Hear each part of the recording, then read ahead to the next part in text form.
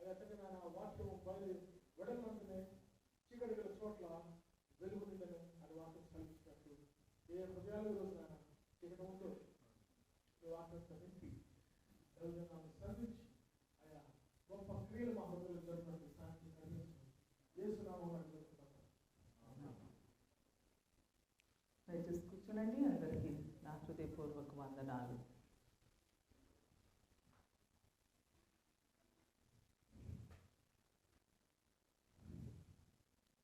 మొట్టమొదటి ఆదివారము మనము 2వ తిమోతిలో 2వ అధ్యాయము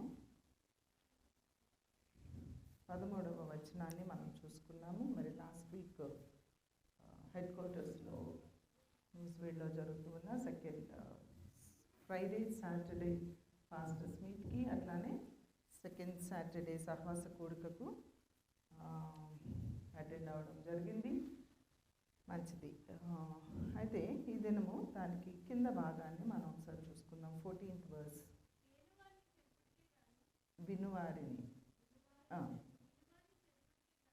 వినువారిని చెరుపుటకే కానీ మరి దేనికి పనికిరాని మాటలను గూర్చి వాదము పెట్టుకొనవద్దని ప్రభువు ఎదుట వారికి సాక్ష్యం ఇచ్చుచు ఈ సంగతులను వారికి జ్ఞాపకం చేయము. దేవుని ఎదుట యోగ్యునిగాను సిగ్గుపడనక్కరలేని పనివానిగాను సత్యవాక్యమును సరిగా ఉపదేశించువానిగాను నిన్ను నీవే దేవునికి కనుపరుచుకొనుటకు జాగ్రత్త పడుము. అపవిత్రమైన వట్టి మాటలకు విముఖుడవై ఉండుము. అట్టి మాటలాడువారు మరి ఎక్కువగా భక్తిహీనులు అగుదురు. కొరుకు పుండు ప్రాకినట్లు వారి మాటలు ప్రాకును. వారిలో హ్యూమెనైను ఫిలోతును ఉన్నారు.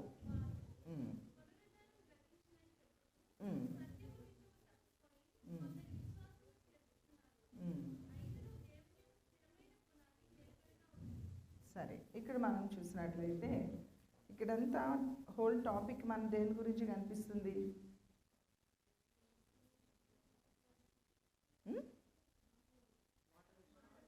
మాటల విషయం కనిపిస్తుంది కదా. మనం మాటలు జనరల్గా బైబిల్లో ఏమని ఉంటుందంటే విస్తారమైన మాటల్లో దోషం ఉంటుంది, విస్తారమైన మాటల్లో దోషం ఉంటుంది.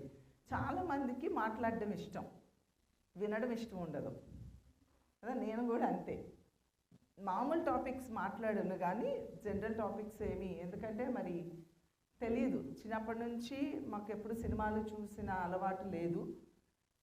తర్వాత రాజకీయ అలవాట్లు, వాటికి సంబంధించిన వార్తలు తెలుసుకొని మాట్లాడే అలవాటు లేదు. జనరల్గా లోకంలో ఉన్న వాటిల్లో మమ్మల్ని పెంచలేదు మా పేరెంట్స్. అందుకని మాకు తెలిసింది ఒకే ఒక్కటి ఏంటంటే వాక్యం. అది కూడా మేము 7 బిడ్డలం. 7 బిడ్డలకు కూడా పాటలు ఎవరు పాడం, ఒకళ్ళిద్దరు కొంచెం పాడతారు కానీ సింగర్స్ ఎవరూ లేవు.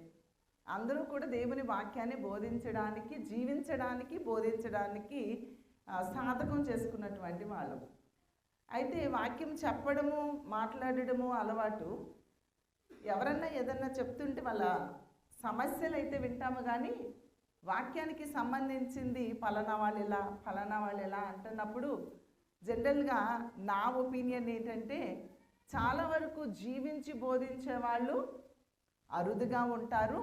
కాబట్టి మనం జీవిస్తున్నాము, ప్రాక్టికల్గా మనము వాటిలో నుంచి జయము పొంది బయటకు వస్తున్నాము. కాబట్టి నేను ఎక్కువ ఆతృత పడుతూ ఉంటా దేనికి, ఈ పైన వాటి అంటే స్వస్థతలు జరిగినాయి అని కానీ, ఇలా మేలులు జరిగినాయి అని కానీ, శరీర సంబంధమైనవి దేవుడు నాకు ఇచ్చారు, దేవుడు నా ప్రార్థన ఆలకించాడు, నాకు ఒక మంచి డ్రెస్ ఇచ్చాడు, నా ప్రార్థన ఆలకించాడు, నాకు ఒక కారు ఇచ్చాడు, నా ప్రార్థన ఆలకించాడు, నాకు ఒక మంచి గృహం ఇచ్చాడు, నా ప్రార్థన ఆలకించాడు, నాకు ఒక ఉద్యోగం ఇచ్చాడు. ఇలాంటివి చెప్తూ ఉన్నప్పుడు నా మనసులో అనిపిస్తూ ఉంటుంది, అరే ఈ బిడ్డలు ఇంకా బేసిక్గానే ఆలోచిస్తున్నారు. ఇట్లా కాదు కదా, నా స్వభావము మారింది, నా అంతరంగము మారింది, నా కోపము పోయింది, నా వ్యభిచార తలంపులు పోయినాయి, నాకు మొబైల్ మీద జయం వచ్చింది, చెడ్డవాటిని చూడకుండా ఉండగలుగుతూ ఉన్నాను, ఇలా నా భార్యను ప్రేమించగలుగుతున్నా, నా భర్తను ప్రేమించగలుగుతున్నా అని ఇలాంటివి చెప్పితే బాగుండు, ముఖ్యంగా మన సంఘంలో. ఎందుకంటే దేవుడు మరి మాకు ఈ బాధ్యతను అప్పగించారు కాబట్టి మా బిడ్డలైనటువంటి వారు ఎలా ఉండాలి అంటే దేవునికి ఈక్వల్గా, అంటే దేవుని స్వభావము కలిగిన వారుగా.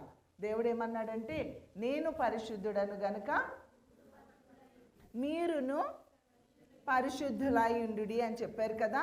ఆ పరిశుద్ధతలోనికి మనందరము రావాలి అనే ఆశ ఉంటుంది. సో అలాంటి సందర్భాలలో నేనేం చేస్తానంటే, వాళ్ళు శరీర సంబంధమైన ఆ యొక్క స్వస్థతలు కానీ లేకపోతే బెనిఫిట్స్ని చెప్తూ ఉన్నప్పుడు నేను కొంచెం తొందరపడి ఏం చేస్తానంటే మాట్లాడుతూ ఉంటా. అరే అది కాదురా, ఇది అసలు సత్యమును వదిలిపెట్టి భౌతికమైన వాటిని, నన్ను కొంచెం వాల్యూమ్ పెంచుతావా, భౌతికమైన వాటిని మనము దృష్టిస్తూ ఉన్నాము. దేవుని వాక్యం ఏమని ఉంటుందంటే, ఆత్మానుసారులు చెప్పండి, శరీరానుసారులు శరీరాసారమైన వాటి మీద మన దృష్టిని నిలుపుతాం. అలా ఉండకూడదు మన సంఘము అనేది మా యొక్క ఆశ. సో కాబట్టి మాటలు మనము ఎక్కువ మాట్లాడడం వల్ల చాలా పొరపాట్లు అనుకోకుండా దొర్లిపోతూ ఉంటాయి. ఒక్కొక్కసారి ఫోన్లో ట్రావెల్ చేస్తాం, ఎక్కడి వరకు వచ్చారు అంటే మనము జనరల్గా దాటిపోయిందో ముందు వచ్చేదో ఏదో చెప్పేస్తాం. ఎగ్జాక్ట్గా మనం చెప్పం. ఎక్కడున్నావు తొందరపడుతూ ఉంటారు జనరల్గా పాస్టర్స్. మాకేం చేస్తారు, అన్న ఎక్కడి వరకు వచ్చారు, అక్క ఎక్కడి వరకు వచ్చారు, వచ్చేసాం నాన్న దగ్గరలో ఉన్నాం. అప్పుడు ఇంట్లోనే ఉండి అలా మాట్లాడేమనుకో కదా, అంటే వాళ్ళు తొందరపడుతున్నారు కదా అని మన మనస్సాక్షిని మనం పాడు చేసుకోవచ్చా? నాన్న ఇప్పుడే బయలుదేరాం అంటే ఎంత బాగుంటుంది. మన ప్రతి మాట కూడా అది దేవుని వాక్యంలో ఉంటుంది. మీ ప్రతి మాట మనము దేవునికి ఏం చేయాలి, మన ప్రతి మాట దేవునికి లెక్క అప్పచెప్పాలి అని వాక్యం సెలవిస్తూ ఉండగా మనం మాట్లాడే ప్రతి మాట కూడా జాగ్రత్తగా మాట్లాడాలి. మనం ఏంటంటే అలవాటు ప్రకారమైన భక్తిని చేయడానికి, ఆచారబద్ధమైన భక్తిని చేయడానికి మనం అలవాటు పడిపోయాం. Just like that. No, that is not Christianity. అది క్రిస్టియానిటీ కాదు. క్రిస్టియానిటీ అంటే అది ఒక మతము కాదు, అది ఒక కులము కాదు. క్రిస్టియానిటీ అంటే ఏంటి అంటే క్రీస్తును వెంబడించే వారిని క్రైస్తవులు అంటారు. క్రీస్తును వెంబడించిన అనుభవంలోనికి ఎంతమంది వస్తున్నారు? దయచేసి ఆలోచన చేయండి. మీరు ఏదోలే అని భక్తి చేయొద్దు. నేను అంతకుముందు ఒకసారి చెప్పాను, మీకు గుర్తుందో లేదో. కూరగాయలు కొనుక్కుంటూ ఉన్నాం అనుకోండి. కూరగాయలు కొనుక్కుంటుంటే ఆ కూరగాయలు కొనుక్కునేటప్పుడు ఒక వంకాయ వేయి, కొసరా అంటాం. దాన్ని ఏమంటాం మనం? కొసర ఇవయ్యా అంటాం. అట్లాగా ఏది కొనుక్కున్నా మనకి కొంచెం ఎలా అనిపిస్తుంది అంటే బేరం అడగాలి, ఒక రూపాయిని తగ్గించేమన్న ఫీలింగ్ మనకి కలగాలి, లాభం పొందేమని, ఇంక కొంచెం ఒకటి వేసుకున్నాము అనే ఫీలింగు, అప్పుడు సాటిస్ఫై అవుతారండి. నేనైతే అలా చేయను. పేదవాళ్ళ దగ్గర, కష్టపడే వాళ్ళ దగ్గర, అలాంటి వాళ్ళ దగ్గర నేను బేరం అడగను. ఆటో వాళ్ళ దగ్గర, రిక్షా వాళ్ళ దగ్గర అడగను. వాళ్ళు జెన్యూన్గా ఉన్నారు, ఇది ఇంత డిస్టెన్స్కి ఇంతే తీసుకుంటున్నారు, ఈ కూరగాయ ఖరీదు ఇంతే, నాకు కొంచెం తగ్గించారు అంటే వాళ్ళకి ఒక 50 రూపాయలు, నేను కొన్న కూరగాయలు 20 అయినా వాళ్ళకి ఒక 50 రూపాయలు ఎక్కువ ఇచ్చి వస్తాను. ఎందుకంటే వాళ్ళలో ఉన్న నమ్మకత్వము అనేది అది నాకు చాలా హృదయానికి తాకుతుంది. అలాంటి వారిని మనం బ్లెస్ చేయాలి, ఎందుకంటే దేవుడు మనల్ని బ్లెస్ చేశాడు కాబట్టి. సో ఇలా అలవాటు పడిపోయి ఆ కొసరు వేసుకోవడం అలవాటు ఉంది. బంగారపు కొట్టు దగ్గరికి వెళ్ళి కొంచెం కొసర వేయమనండి, ఎన్ని గ్రాములు వేస్తాడా? ఇంతన్నా వేస్తాడా? కొంచెమన్నా వేస్తాడా? కరగబెట్టి ఒక డ్రాప్ వేయి నాకు సాటిస్ఫాక్షన్ ఉంటుంది అంటే వేస్తాడా? వేయడు. అంటే ఎంత క్యాలిక్యులేటెడ్గా ఉంటాడు. ఒక బంగారాన్ని, ఒక వజ్రాన్ని, ఒక విలువ గల రాళ్లను కొలిచేటప్పుడు ఎంత యాక్యురేట్గా, ఎంత జాగ్రత్తగా సున్నితమైన త్రాసులో దానిని ఏం చేస్తారు? తూస్తారు కదా. దేవుడు కూడా ఆయన పరిశుద్ధుడండి. ఆయన పరిశుద్ధుడు. ఆయన మన పరిశుద్ధతను అంత యాక్యురేట్గా, మన వర్డ్స్ని, మన యొక్క క్రియలను, మన యాక్షన్స్ని, మన థాట్స్ని, మన ప్రతి దానిని కూడా అంత యాక్యురేట్గా కొలిచే దేవుడు మన దేవుడు. అబ్బా, ఎంత జాగ్రత్తగా మనము ఉండాలి. అలా ఉండడానికి అలవాటు మనము పడాలి. ఈ కొసరేసుకునే అనుభవం ఉన్న వాళ్ళం కదా, ఈ కొసరేసుకునే అనుభవంతో ఆ కొసర అనేది ఉండకూడదు. బట్ దీనిలో ఒక్కటేంటో తెలుసా? ఆయన గ్రేస్ మనకు ఉన్నది, ఆయన కృప మనకున్నది. ఆయన కృప, ఆయన యొక్క పునరుద్ధాన శక్తి, ఆయన యొక్క బలము, ఆయన పరిశుద్ధత మనము ఆశ్రయించినప్పుడు అది మనల్ని ఆయనలాగా అక్యురేట్గా బ్రతకడానికి అది మనకి సహాయం చేస్తుంది. మనంతట మనము చేయాలంటే ఇట్స్ హైలీ ఇంపాసిబుల్. మన వల్ల కాదు కాదు కాదు. కానీ మనము అర్థం చేసుకోవాల్సింది ఏంటంటే, నేను జీవించలేను, కానీ నా యందున్న నా క్రీస్తు నాకు ఆ శక్తిని ఇచ్చి నన్ను నడిపిస్తారు. అప్పుడు వీల్ డిపెండ్ ఆన్ హిమ్. మనందరము ఆయన మీద ఆధారపడడం నేర్చుకున్నప్పుడు నీవు చేయలేనివన్నీ చేసి పెట్టేవాడు ఆయన. ఆయనను కలిగి ఉండి కూడా నువ్వు ఫెయిల్ అవుతున్నావు అంటే దాని అర్థం ఏంటో తెలుసా? ఆయన కలిగి ఉన్నాను అని భ్రమపడుతున్నావు, కానీ ఆయనను కలిగి లేవు. ఆయనను కలిగి ఉన్నట్లయితే ఆయనలాగా మనం ఏం చేయగలుగుతామో? జీవించగలుగుతాము. ఆయనలాగా జీవించకుండా ఆయన బిడ్డని అని పేరు పెట్టుకొని నిన్ను నీవు మోసం చేసుకోకు. దేవుణ్ణి అబద్ధికుడిగా చేయొద్దు. వ్యర్థమైన మాటలు మాట్లాడేవారు ఎంతమంది ఉన్నారు. రక్షించబడిన ప్రియ విశ్వాసి, క్రీస్తు రక్తములో కడగబడ్డాను అన్న వారి గురించి నేను మాట్లాడుతూ ఉన్నాను. ఆయన శరీరములో, ఆయన రక్తములో పాలు పంపులు తీసుకుంటున్న వారి విషయము ఒక్కసారి ఆలోచన చేసుకోనండి. రొట్టె ద్రాక్ష రసము తీసుకుంటున్నటువంటి నీవు ఆయన పరిశుద్ధతలో పాలు పంపులు పొందిన వ్యక్తివేనా? ఆయన శ్రమలో పాలు పంపులు పొందడానికి సిద్ధపడిన వ్యక్తివేనా? ఆయనలాగా జీవించడానికి సిద్ధపడిన వ్యక్తివేనా? ఆచారబద్ధముగా అది తీసేసుకుని దానివల్ల స్వస్థత రాదు. చాలామంది రాంగ్ ఒపీనియన్ కలిగి ఉంటారు. ఆ రొట్టె ద్రాక్షారసము తీసుకున్నట ద్వారా నాకు మేలు కలుగుద్ది, నాకు స్వస్థత కలుగుద్ది అనుకుంటారు. అది తప్పు. వాక్యాన్ని మనం అందుకే బాగా చదవాలి. అయోగ్యముగా ఎవడు దానిలో ఏమి చేయకూడదు? చెయ్యి పెట్టకూడదు, పాలు పంపులు పొందకూడదు.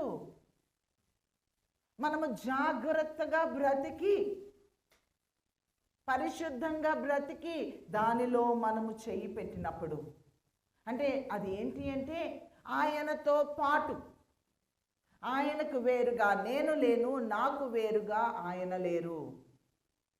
అది కష్టమైనా, ఇబ్బంది అయినా, ఇరుకైనా, బాధ అయినా, వ్యాధి అయినా, లేమి అయినా, ఏదైనా అందులో నేను పాలు పంపులు పొందడానికి నేను సిద్ధముగా ఉన్నాను అని సూచనగా చెప్పడము. కాబట్టి జాగ్రత్తగా మనం వేసే ప్రతి అడుగు కూడా క్యాలిక్యులేటెడ్గా, సున్నితమైన త్రాసులో తూచినటువంటి ఆ విలువైన రాళ్ల వలె, ఆ యొక్క లోహముల వలె మన జీవితము ఉండాలండి. భక్తి చేస్తున్న ప్రతి విశ్వాసి కూడా జాగ్రత్తగా ఉండడము అలవాటు చేసుకుందాం. It is good for us. ఇక్కడ భక్తులతోనే మాట్లాడుతున్నారు, ఇక్కడ బోధకులతోనే మాట్లాడుతున్నారు, ఇతరులకు చెప్పేవారితో ఇక్కడ మాట్లాడుతూ ఉన్నారు. ఈ భాగాన్ని మనం చూసినట్లయితే వట్టి మాటలు మాట్లాడడం, ఆ మాటలు వినేవారికి ఏమైనా ఉపయోగకరమైన మాటలేనా? నీవు మాట్లాడే మాట ఎదుటి వారికి ఉపయోగకరమైన మాట అయితే నువ్వు మాట్లాడు, లేకపోతే ఆ మాట మాట్లాడొద్దు.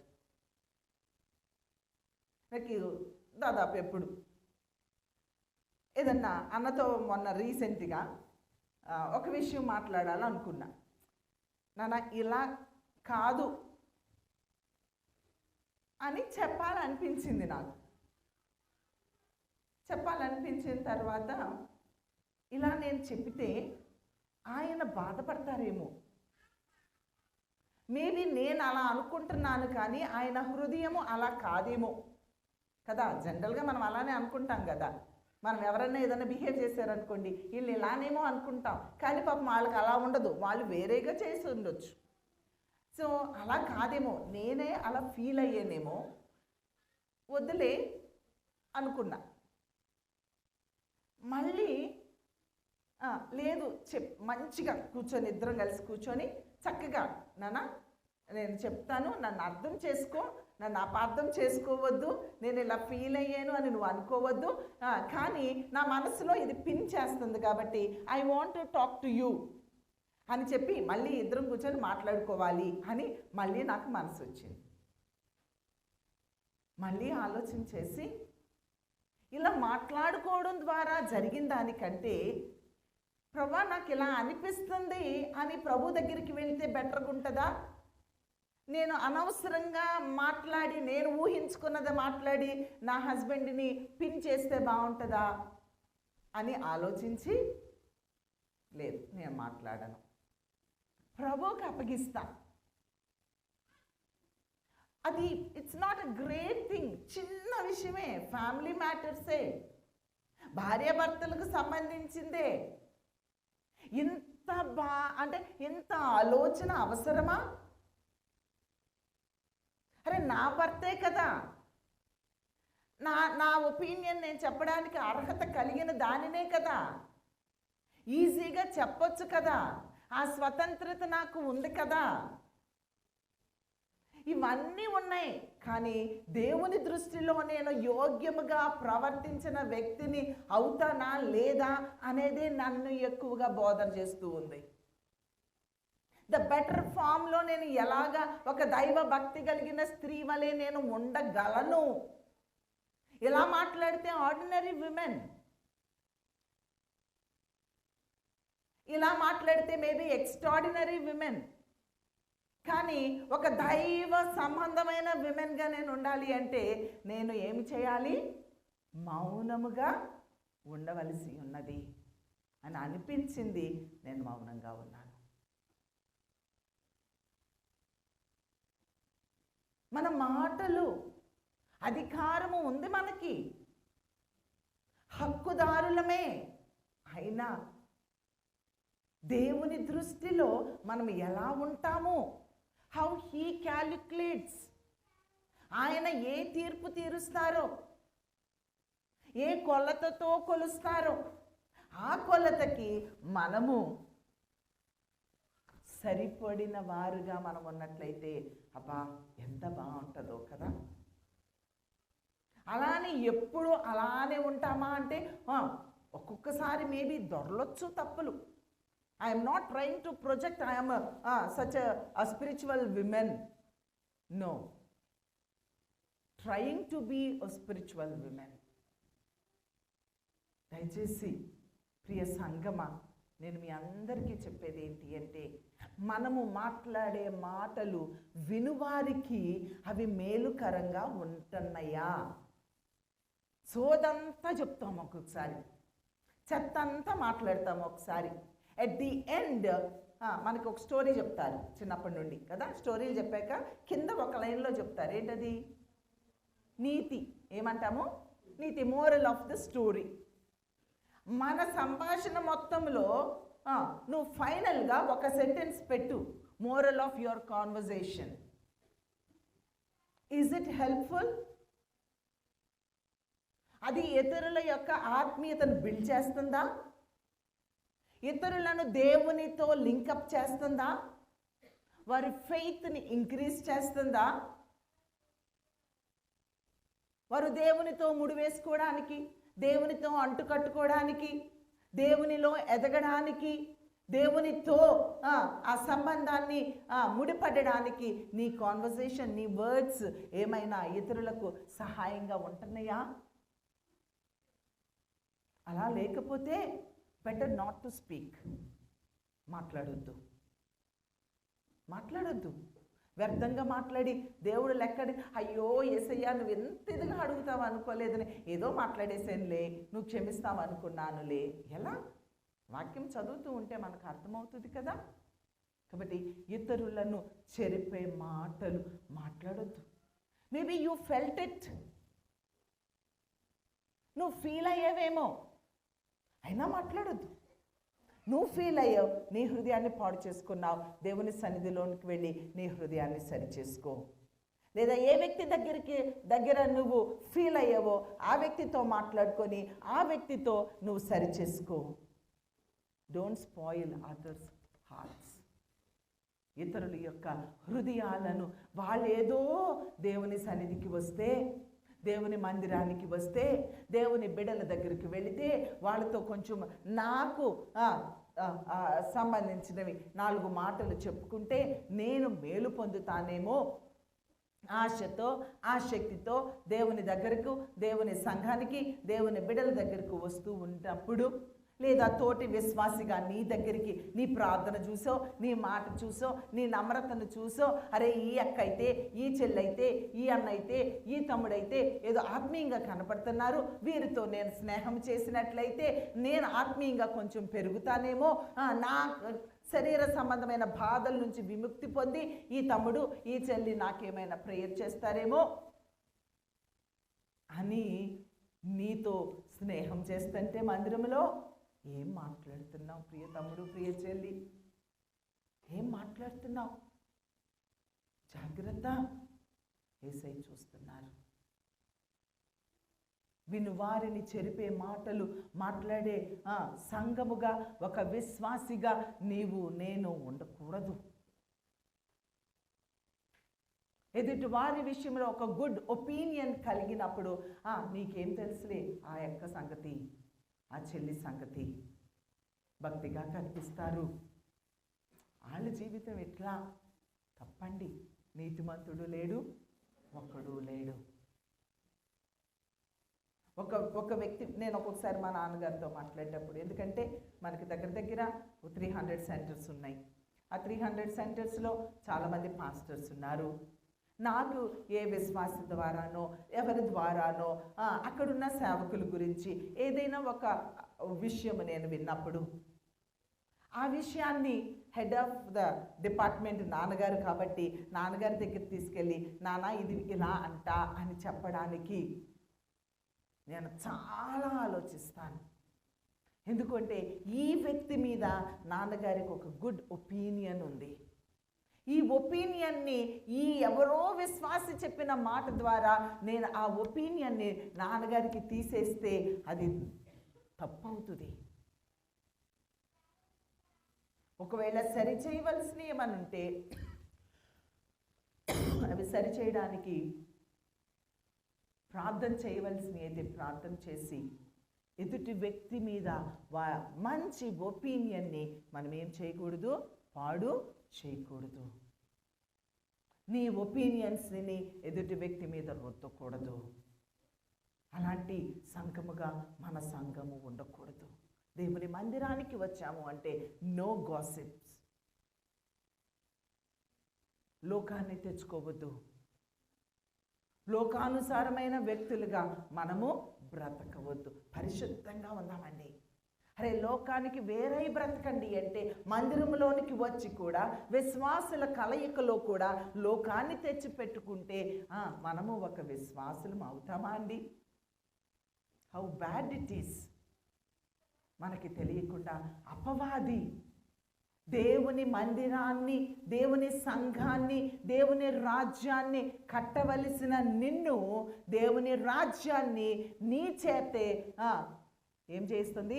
పడద్రోయిస్తూ ఉంది. నీకు తెలియడం లేదు ఒక చిన్న మాట ద్వారా.